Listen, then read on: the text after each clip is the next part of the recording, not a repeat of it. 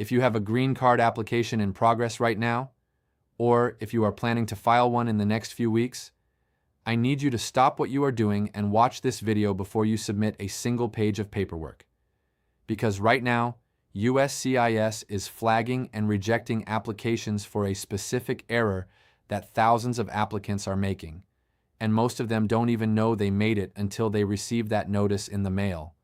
And by then, the damage is already done. This is not a scare tactic. This is not speculation. This is based on documented USCIS processing data, confirmed RFE patterns, and direct feedback from applicants and practitioners across the country.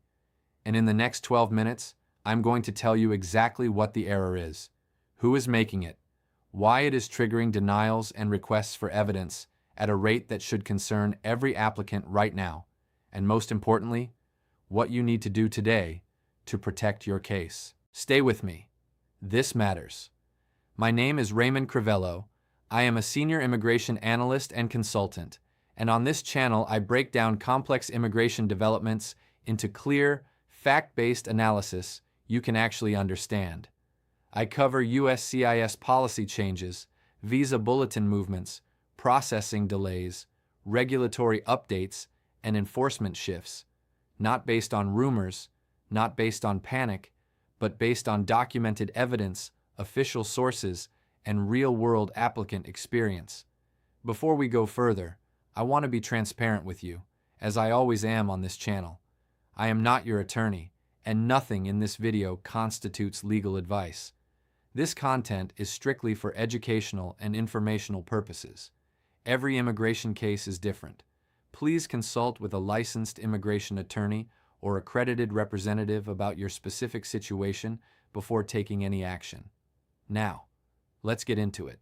The error I am talking about today involves a deceptively simple part of the green card application process: the documentation of continuous lawful presence. Specifically, what applicants are submitting, or in many cases, failing to submit, to establish an unbroken record of lawful status in the United States. Here is what is happening. Under the Immigration and Nationality Act, applicants filing for adjustment of status on Form I-485 are required to demonstrate that they have maintained lawful non-immigrant status continuously since their last entry into the United States, with very limited exceptions. This has always been a requirement. What has changed is how aggressively USCIS is now scrutinizing this documentation and how narrow their interpretation of acceptable evidence has become in recent processing cycles. USCIS adjudicators are now cross-referencing application timelines more carefully than ever before. They are looking at your I-94 arrival and departure records. They are reviewing the dates on your visa stamps. They are checking whether there were any gaps, even short gaps, between the expiration of one status and the approval of another. And if they find a discrepancy, even one that appears minor on the surface, they are issuing requests for evidence, issuing notices of intent to deny, and in some cases, denying applications outright. Now, here is what makes this particularly serious. Many applicants are not aware that certain automatic extensions of status, the kind that come with a timely filed extension or change of status petition, are not self-evident to a USCIS adjudicator reviewing your I-485. You have to document them. You have to show the paper trail. And if your prior attorney filed the extension, or if your employer handled the H-1B transfer, or if you transitioned from an F-1 to an OPT to a cap gap period to an H-1B, every single one of those transitions needs to be documented clearly in your I-485 package. If it is not documented, USCIS does not give you the benefit of the doubt.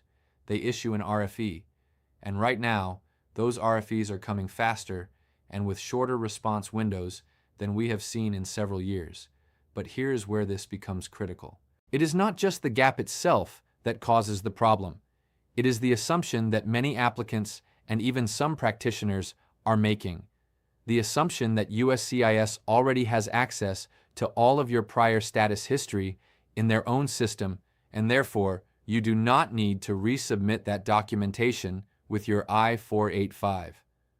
That assumption is wrong, and it is costing people their cases. USCIS systems do not automatically consolidate your full immigration history into a single readable file at the time of adjudication. Your SEVIS records, your prior petition approvals, your old visa stamps, your I-94 history, these live in different systems, sometimes different federal databases, and the adjudicator reviewing your I-485 is not necessarily going to pull all of that independently. They review what is in front of them, and if what is in front of them is incomplete, the response is an RFE, or a denial. Now, let me be specific about which applicants are most at risk right now, because this is not affecting everyone equally.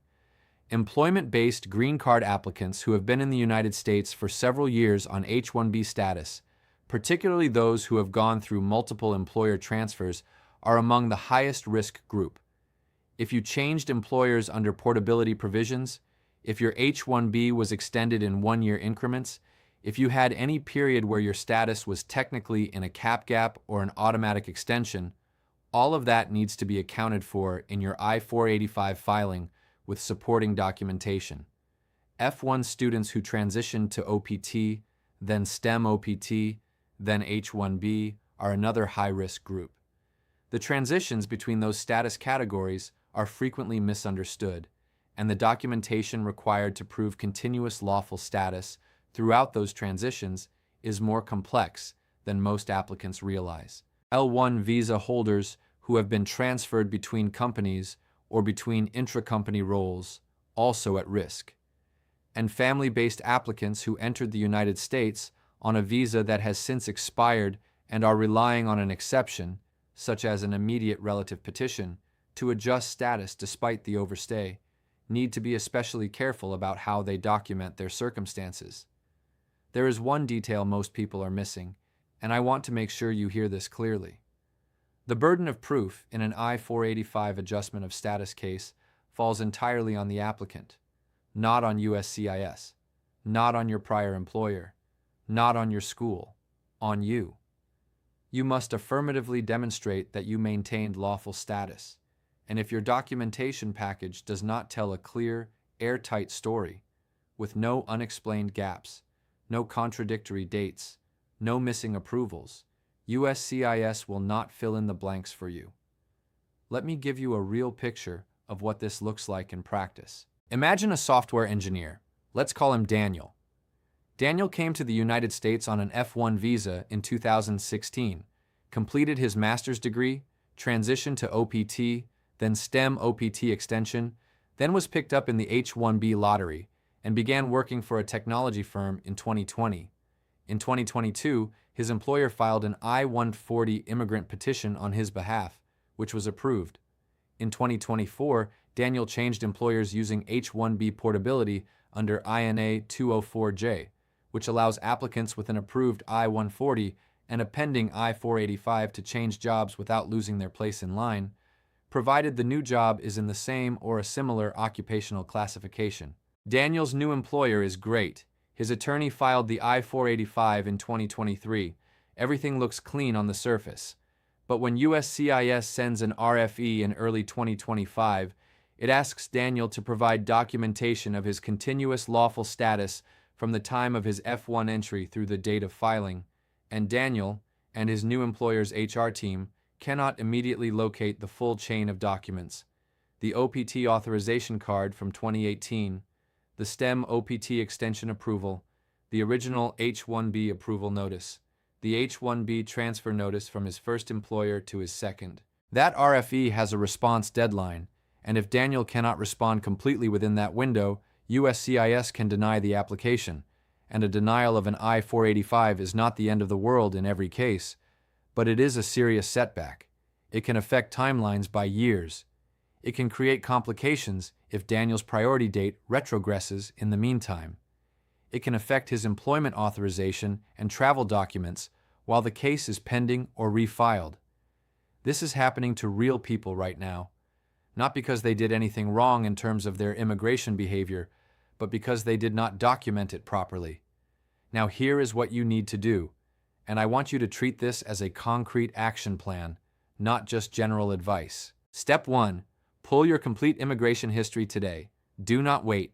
Go to the CBP I-94 website and download your official I-94 arrival and departure history. Review every entry, every exit, every recorded status. Print it. Save it. Cross-reference it with every visa, every petition approval notice, every status change you have experienced since you entered the United States. If there is a date on that document that does not match a document you have in your files, that is a red flag you need to address before you file or before USCIS reviews your pending application. Step 2. Organize your status documentation in chronological order. Every approval notice, every I-20 if you were an F1 student, every EAD card, every H-1B petition and approval, every I-94 associated with a status change. Organize it so that a person who knows nothing about your case can read it from left to right and see an unbroken line from your first day in the United States to today. If there is a gap that cannot be explained by a document, you need to address that now, with the help of an attorney, before USCIS finds it. Step 3. If you have a pending I-485, contact your attorney this week and ask them specifically whether your application package includes documentation of continuous lawful status for every period since your last entry, not just the recent years, every period. Ask them to walk you through it. If you do not have an attorney and you filed on your own, consider getting a professional review of your file before USCIS reaches your case in the queue. Step 4. Monitor USCIS processing times and your case status actively. USCIS is currently processing I-485 applications at varying speeds depending on category and field office. If your case has been pending longer than the published processing times, you may be eligible to submit a case inquiry. Do not assume that no news is good news. Track your case. Step 5. Be extremely cautious right now about any changes to your current status while your I-485 is pending. Do not allow your current visa or employment authorization to expire without taking action. Do not travel internationally without understanding the implications for your pending adjustment of status case. And do not make any employer changes without first consulting with your attorney about portability rules and documentation requirements. Now let me put this in the broader context of what is happening at USCIS right now, because this documentation issue does not exist in a vacuum. USCIS is operating in an environment of significantly heightened scrutiny across the board. Adjudication standards have tightened. The agency is under political and administrative pressure to demonstrate rigorous enforcement of existing immigration law. That means adjudicators are looking more carefully at applications than they may have been in previous years. Not necessarily because policies have dramatically changed, but because the institutional culture around review and approval has shifted. This could affect you even if you are not currently experiencing any problems with your case. Because a tighter adjudication environment means that documentation packages that might have sailed through approval 2 or 3 years ago may now generate RFEs. Applications that might have received the benefit of the doubt on an ambiguous date discrepancy may now receive a notice of intent to deny instead. The Administrative Procedure Act requires that USCIS follow consistent and non-arbitrary adjudication standards, and courts have intervened when agencies deviate from those standards in ways that harm applicants. Federal courts, including several circuit courts, have in recent years reviewed and overturned certain USCIS decisions on procedural grounds. But court challenges take time, they take resources, and they are not a strategy. They are a last resort. The better strategy, the only proactive strategy, is to make your application as airtight as possible before USCIS touches it. However, I want to be honest with you about something, because that is what this channel is built on. Even a perfect application can receive an RFE. Even well-documented cases can experience delays. The current environment introduces uncertainty that applicants cannot fully control. What you can control is the quality and completeness of your documentation, the diligence of your legal representation, and your awareness of what USCIS is looking for. The rest requires patience and, when necessary, the courage to push back through proper legal channels. Before I wrap up, I want to be direct about what is actually at stake here, because I think sometimes in these conversations we talk about forms and dates and documentation, and we lose sight of what we are really talking about. We are talking about families who have built their lives in this country. We are talking about people who came here to work, to study, to contribute, and who have done everything right, followed every rule, paid every fee, waited in every line, and who are now navigating a system that is increasingly demanding, increasingly technical, and increasingly unforgiving of administrative errors. A single documentation gap, a single missing approval notice, a single ambiguous date. These are not moral failures. They are administrative vulnerabilities. And in an environment like this one, those vulnerabilities can have real consequences for employment stability, for family unity, for the long-term residency and citizenship plans that represent everything these applicants have worked toward. That is why the work of staying informed, of being proactive, of understanding what USCIS is actually doing, and why that work is not optional. It is essential. And that is what this channel exists to help you do. If you are watching this and you are unsure whether your application has the documentation gap I described today, share this video with your attorney. Ask them directly. Get a second opinion if you need one.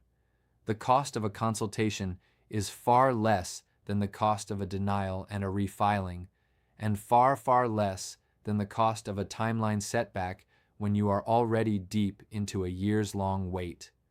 If you want accurate, fast, and reliable immigration updates, subscribe to Raymond Crivello right now and turn on notifications. Immigration policy is changing rapidly, and staying informed is no longer optional. It is essential. Drop a comment below and tell me your visa category and where you are in the green card process. I read every comment, and your questions help shape the topics I cover on this channel. If you know someone who has a green card application pending right now, share this video with them today. It could make a real difference. And if this content was valuable to you, give it a like. It helps this channel reach more people who need accurate, factual immigration information. I will see you in the next one.